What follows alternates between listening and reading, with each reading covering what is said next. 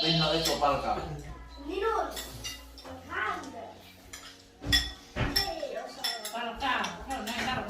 เป็นเราจะมองกูนี่มาก็ที่ผมมา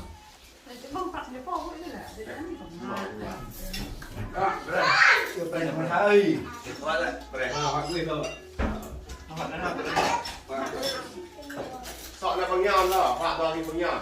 ตรงปลาไปแค่ตั้งแต่ตรงนี้นะอัดออก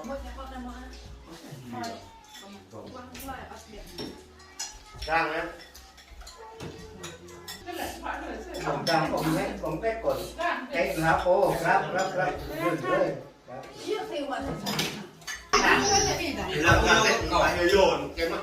ผมอ่ะผมตาจะแซ่